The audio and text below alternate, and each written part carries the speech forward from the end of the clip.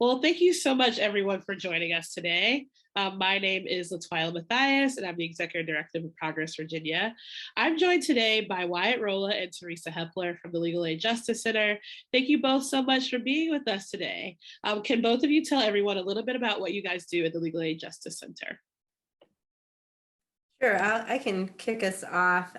Teresa Hepler, I am a community advocate and attorney in the Civil Rights and Racial Justice Program. So I do a lot of work in trying to reform the criminal legal system and working with community members to do that and really taking their lead in what their priorities are and what that reform should look like. Specifically, I do a lot of police accountability work. I work on fines and fees. So when you are taken to court for a criminal matter, you almost always end up with some court costs. I work on trying to reform those. And I also work on expungement. And my name is Wyatt, and I work with Teresa at Legal Aid Justice Center. And the only thing I'd add, just for folks who don't know us, LAJC is a legal aid organization. So sometimes people get confused, like, why are y'all talking about criminal stuff? Because legal aid is free civil legal services for income qualifying individuals. So people who are low income, low wealth folks in Virginia. But our program, like Teresa said, really looks at the intersection of how the criminal legal system is intertwined with poverty, right? We know we can't do anti-poverty work and we can't do anti-racist work in the United States of America without talking about the criminal legal system. So I'm super lucky to work with Teresa in the Civil Rights and Racial Justice Program, like she said. And then I also have a role in the organization as our senior movement attorney, which is an attorney that helps other attorneys in our organization that work with organizers, both in our organization and outside our organization. So again, to do exactly what Teresa said, make sure our work is being led by the people that experience these systems. Awesome. Thank you both so much for that. So let's jump into some questions. Usually during session, we're looking at bills and we're doing everything that we can to get them to pass. But this session was a little bit different because there were quite a few that we hoped that would not pass, such as several pieces of legislation that would make obtaining guns easier. How was this session different from more recent sessions? And what was it like to be on the defense when the bad bills came up? So I can start us off. I will say this was actually my first GA. So in terms of, separating it out from prior sessions, Wyatt will be the best source for that. But I did work on both sides, both on defensive work as well as, trying to get some bills passed. The defensive work was actually really rewarding. I specifically worked on defending the Civilian Oversight Board law, which passed in 2020. And so taking us back to 2020 for a second, that law really was the culmination of a huge amount of community work. It was a big community push for reform that directly impacted people, knew that they needed. When I say it was a big push, it was not just a push in the GA, but also once the law was passed, it was a huge push to get the individual localities to then set up their civilian oversight boards. And so several localities across Virginia have set that up. And so there were two bills that sought to undermine that work and to change the oversight board law. One of them tried to allow the police to use something called the Law Enforcement Officers Procedural Guarantees Act. Just for like a quick little history lesson, that actually came out of the civil rights movement and the war on drugs across the country back in the 70s as a way to give officers kind of like extra rights or privileges that other municipal employees don't enjoy. But basically, the issue with the Procedural Guarantees Act is that it gave law enforcement officers a workaround the jurisdiction of the oversight board. The other bill that we were fighting against was one that really tried to diminish community input into the process by disincentivizing them from being in the process. So basically trying to get them to go on ride-alongs with officers, and there may have already be some trauma in those communities, so that's a problem. And this bill also tried to give law enforcement officers a lot more input into discipline and investigation, and the oversight board as a whole, which kind of was, against the purpose of the oversight board law. It was to give community members the ability to do that. So we were able to speak against that. We did a lot of education about the nuances of these kind of like, especially the Law Enforcement Officer Procedural Guarantees Act, kind of like this arcane, law. We're not sure how it like really intersects with the oversight board law. So we did a lot of education about that and got people to speak about it and spoke on ourselves. And it was very rewarding to be able to protect something that community members had fought so hard to create. Yeah, and I'll hop in here and say, I mentioned this before we started recording, but I love that y'all started with this question because I believe really strongly in celebrating our victories. And I think there were a lot of defensive victories this session. I know we're going to talk about what didn't pass, but part of the work of movement is to hold your ground once you've won it. And I think Teresa did gave a beautiful description of all of the work just in this one area that goes into like advancing the law. And then we have to make sure that they don't roll that back, right? When there's backlash, when there's changes in political power. So there was some beautiful, sometimes not really visible work this session of making sure that all of the criminal legal system reform, the racial justice reforms that folks have pushed through these last 2 years didn't go back. And I'll just talk about one tiny, not tiny, but like one example that I know Progress Virginia, as a member of the Pretrial Justice Coalition, has been working with us on pretrial issues we'll talk a little bit more about later.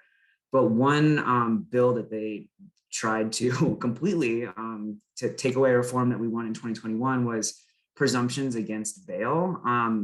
And not to get too jargony on you, but so bail, sometimes you'll hear people say that and people think of cash bail, like money people pay, but bail actually means freedom. It means release. So presumptions against bail, there used to be a whole list in the code of offenses you were charged of, and then also particular to undocumented people, different situations where people would be held just because they were an undocumented person in that situation. And they would presume that there were no conditions that person could meet to be released pre-trial. So that meant if you were charged with that thing, if you were an undocumented person in that situation, you were just going to sit in jail for a certain period of time. And it was really hard to rebut those presumptions.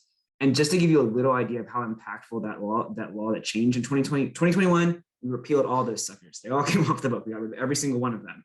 And we found out just during session that in the first 6 months of that law being repealed, there were over 8,000 Virginians that would have had a presumption and would have been held in jail because of them, just in 6 months. And they estimated that the average length of stay for those people would have been about 40 days, over 40 days in jail.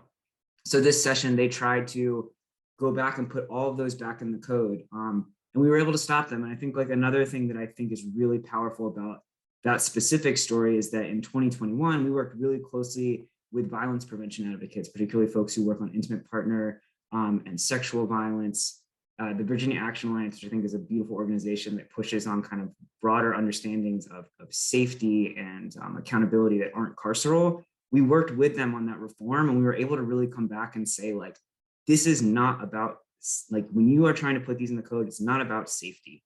That's not what this does. And it's like, this will not make our community safer. And it was really, it was powerful to see people come back and stand up for that again. So I think that was, for me, one of the highlights of our defensive work. Yeah, when you hear numbers like that, it really drives home the impact of the work that we're all doing together.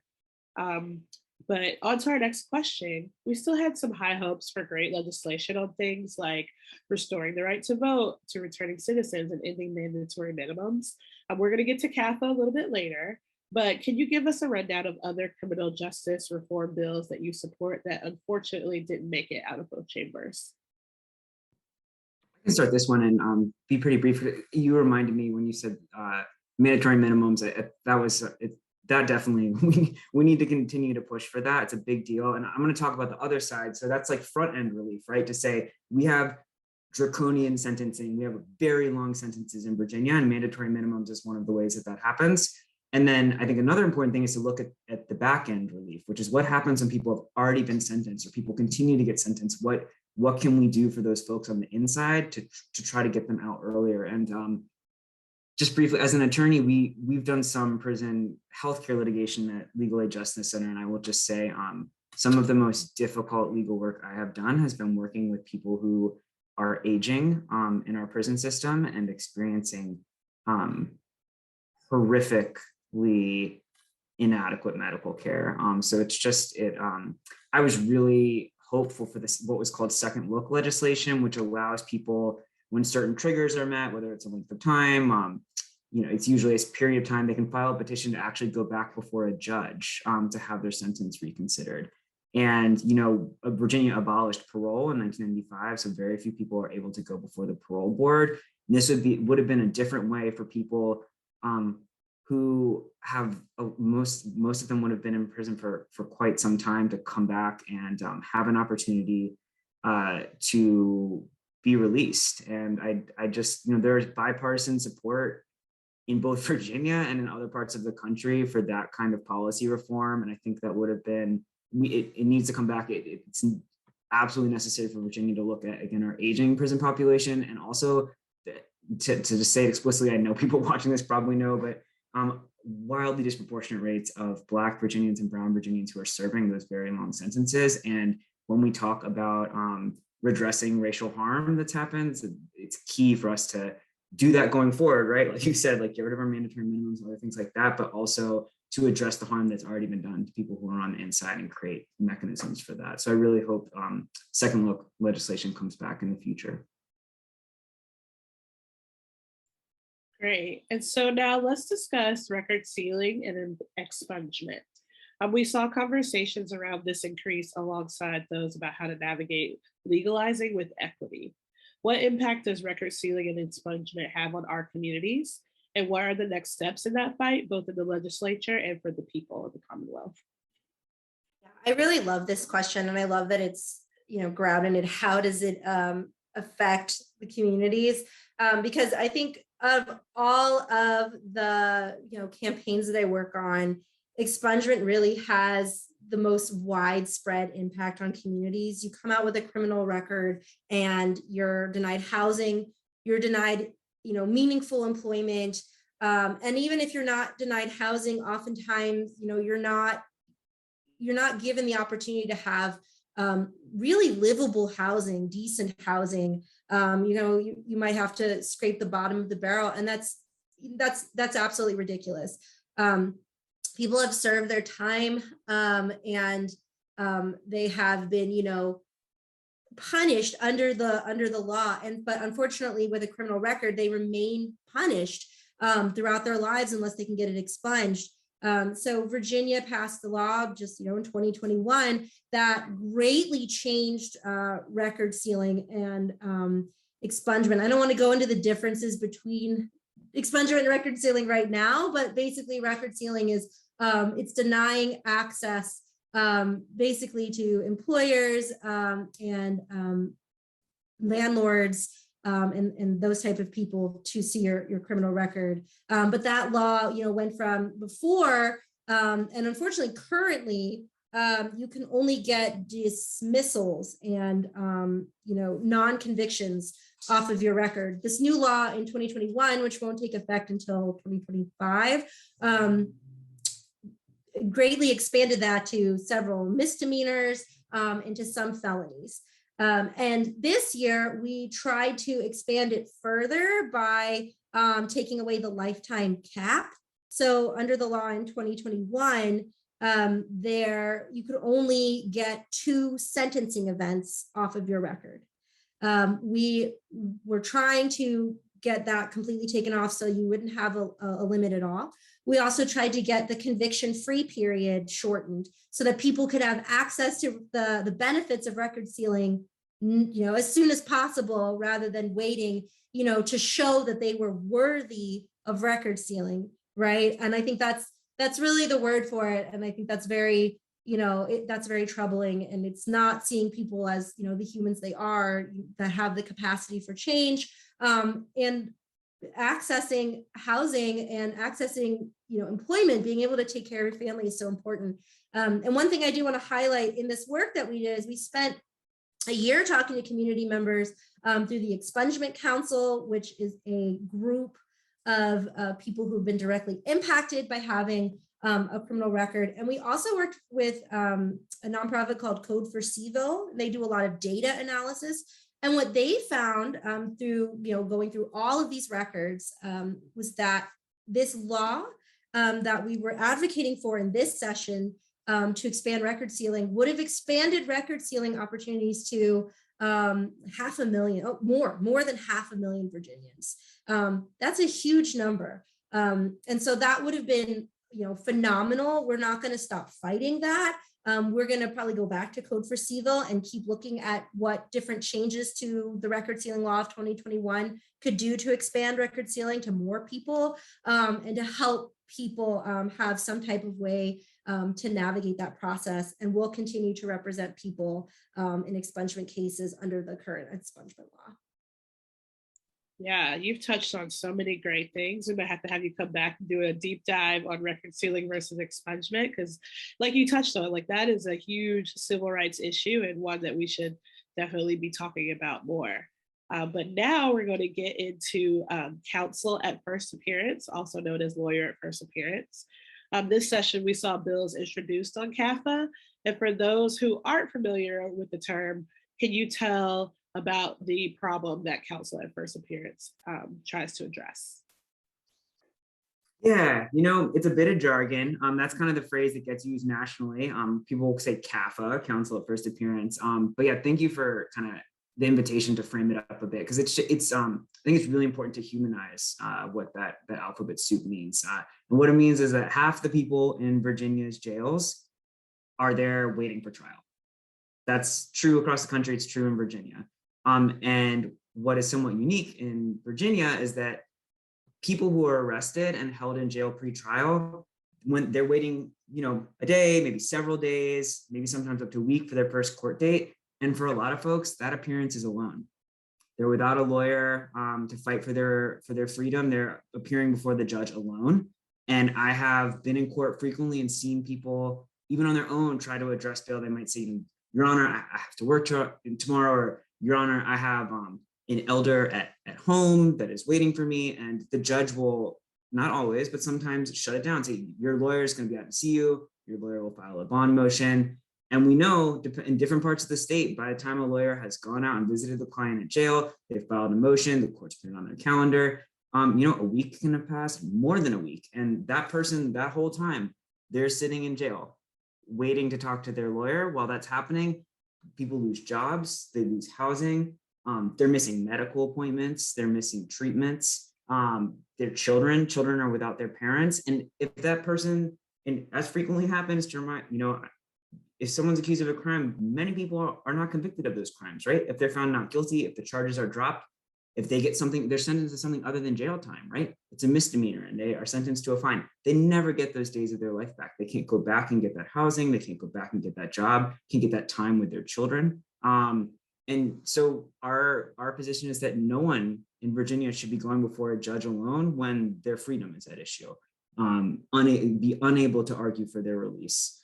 So the bill, counsel first appearance, CAFA, would have said that every person who's held in jail pre-trial, if they're in custody when they have that first appearance before a judge, they have a lawyer that can meet with them and talk with them, decide what kind of freedom argument to make, and that the judge has to hear it. If the person decides, I want to argue for my freedom, the judge has to hear it that very first day. Yeah, this sounds like pretty common sense, doesn't it? I mean, can you tell us a little bit about the background of this? This is the first session where this bill that addresses, pretrial justice in this way has been introduced. And, what did this look like in the past? Because it sounds like it should be a no-brainer. Yeah, this is another example, I will say, that has CAFA, has bipartisan support across the country, right? I'm gonna ALEC supports CAFA, Americans for Prosperity, the American Legislative Exchange Council, a conservative policy group, supports counsel first appearance. Americans for Prosperity, there are many conservative groups that do. And I appreciate this question too, because I think there have been a lot of conversations about pretrial in the General Assembly over the last few years. And people listening to this, I think there's a lot of conversations in criminal legal system, activists, and in movement spaces about cash bail, about money bonds, that I think are really important. But one of the things that we've been really pushing as the Pretrial Justice Coalition is for folks to understand that, pretrial issues are broader than that, right? To give you just a little slice of one example is that if you're arrested and you're taken before a magistrate, who's the first judicial officer that will do your this is before you even get to go to court. You're going to be taken before a person, usually in a little concrete block in the jail without a lawyer. When that person is pretrial determination is made, over 30% of those people are held without bail. That means they're not saying pay some amount of money and we'll let you go. They're saying there's no way, you're being held.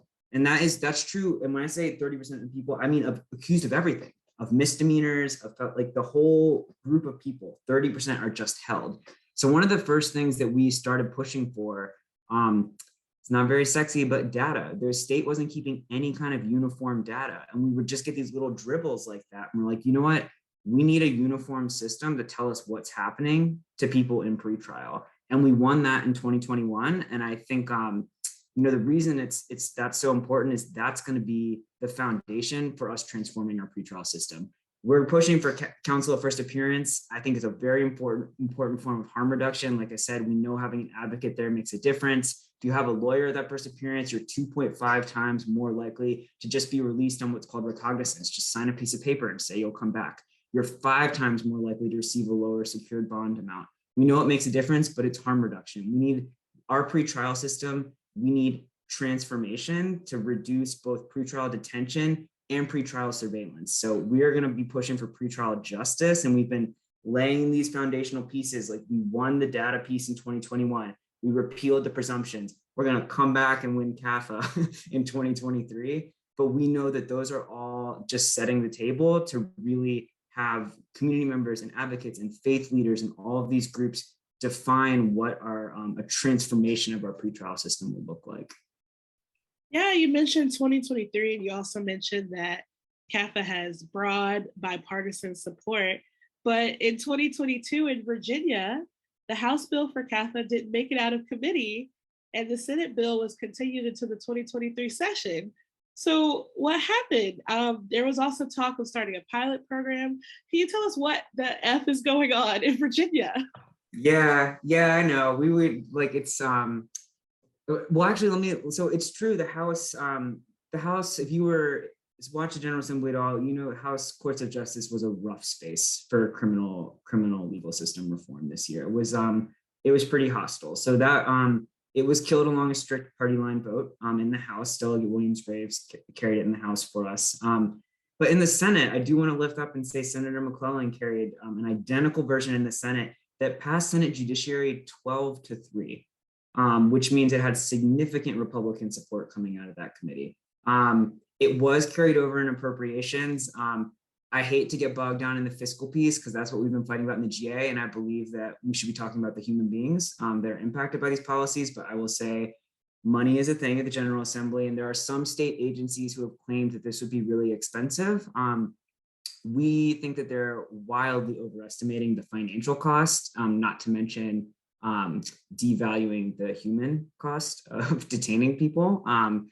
But we were hoping to have state funds to have a pilot program. And I should say that there are jurisdictions already doing this in Virginia, all types of jurisdictions that have public defenders, those that don't have a public defender system, relatively rural jurisdictions, urban jurisdictions. What we wanted to do is have state money that would help additional jurisdictions do this for 2 reasons. One, to show you can do this everywhere and it makes a difference. So it's feasible, it's impactful. And the second was to say, and it's really not actually that expensive. Like, you are wildly inflating the cost of this. So that was the goal. And sadly, in appropriations, it was carried over because they did not think they had the money for statewide implementation. And then in the budget, we just didn't end up, the pilot program wasn't in the budget. So I'll stop there because I have a next thing to say, but I have a feeling we might talk about it. Yeah, I mean, this is a little bit frustrating because it sounds like this bill should be common sense. This is the last week of session for the 2022 session. It sounds like CAFA died a sad death in the legislature this year. What can we do as an advocacy community to make CAFA a thing next session and keep it alive and get this bill passed? Yeah, I think so.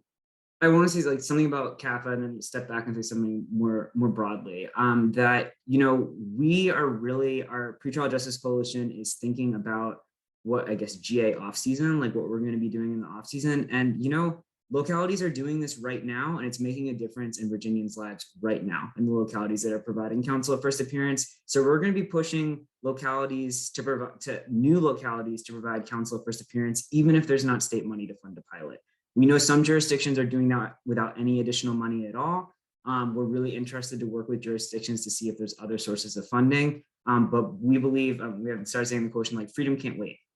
We are going to be fighting to build power for counsel of first appearance, demonstrate that it's possible, that it's impactful. And yeah, if folks want to get involved, please reach out. We have our coalition, you can reach us at pretrial justice coalition va@gmail.com. Again, it's just pretrial justice coalition va@gmail.com to get involved.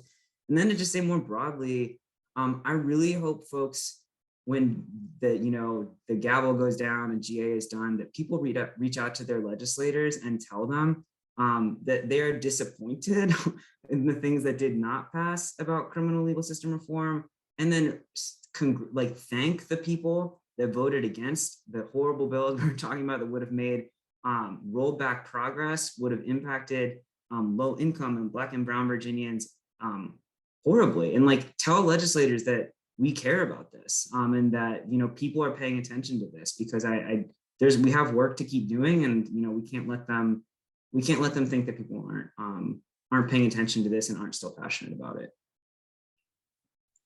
Yeah, and Well, can I piggyback off of that? Yeah, go for it.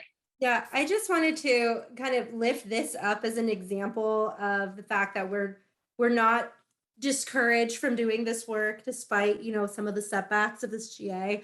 There are a number of organizations, including the Expungement Council, Marijuana Justice, No Left Turns, Freedom for Felons, Institute of Forgiveness, who are sponsoring 2 rallies, one that's happening in Richmond and one that's happening in Charlottesville on Wednesday at 11:45. And it's a rally to bring awareness of the fact of what happened to the expungement bill this year, and to stress how important expungement and record sealing is to people and the impact it has. So I just say that to lift it up as an example, that communities are fierce, and they are not going to stop doing this work. Yeah, definitely. And if you guys come across any great examples of where CAFA is working in localities, we'd love to hear those stories and share them out with our audience that's watching. We know that criminal justice reform is incredibly important to creating equity in communities. And now we know, thanks to you both, what we need to do to make CAFA a reality. I want to thank everyone for joining us today. I want to thank you to our guests, Wyatt and Teresa from the Legal Aid Justice Center. You can follow Progress Virginia here on Facebook, Twitter, Instagram, and TikTok. And remember to join us next week for our 2022 Twitter Space session wrap up, where we'll talk to members of the General Assembly about the 2022 session. Thank you all again, and take care.